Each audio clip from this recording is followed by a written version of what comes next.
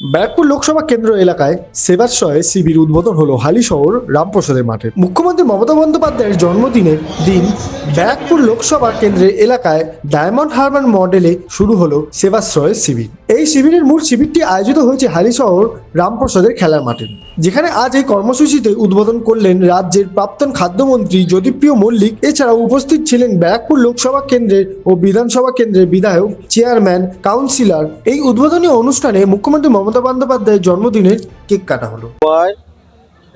4 দিন করে 4 4 16, কোথাও 3 4 12টা এরকমভাবে ক্যাম্পটা চলছে। 7টা বিধানসভাতেই ক্যাম্পটা হচ্ছে। একমাত্র আমডাঙ্গাতে 2টো সুপার ক্যাম্প হচ্ছে, একটা দত্তপুকুরে, একটা আমডাঙ্গার আবাল সিদ্ধি মোড়ে। আর একটা ক্যাম্পও হচ্ছে, সেটা মাধবপুরে।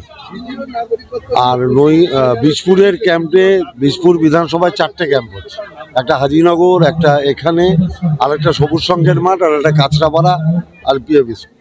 নৈহাটি তো সাইমালটেনিয়াসলি রেল মাঠ, কাপা, মীরাবাগান, প্রত্যেকটা ক্যাম্পেই 4 দিন করে চলবে। পাটপাড়া, জগদ্দল, ব্যারাকপুর, নোয়াপাড়া, আমডাঙ্গা। এবার যে পেশেন্টগুলোকে আলটিমেটলি ডাক্তাররা সব পরীক্ষা নিরীক্ষা করে ঠিক করবেন যে এদের অপারেশন করাতে হবে, তার ডেটটা করা হয়েছে 26শে জানুয়ারি নৈহাটি স্টেডিয়াম।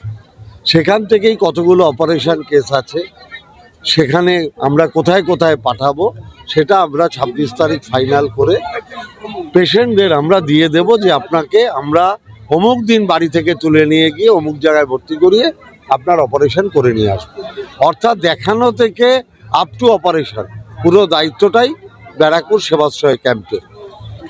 মমতা বন্দ্যোপাধ্যায়ের অফিসিয়াল জন্মদিনে তাকে শ্রদ্ধার্ঘ্য নিবেদন করে অভিষেক বন্দ্যোপাধ্যায় ডায়মন্ড হারবারের সেবাশ্রয় মডেলকে অনুসরণ করে ব্যারাকপুর সেবাশ্রয় আজকে শুরু হয়।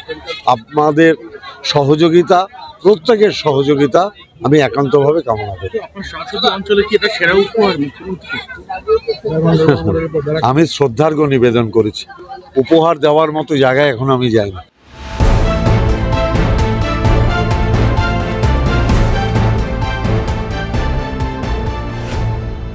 Bureau report, bengaltv.in।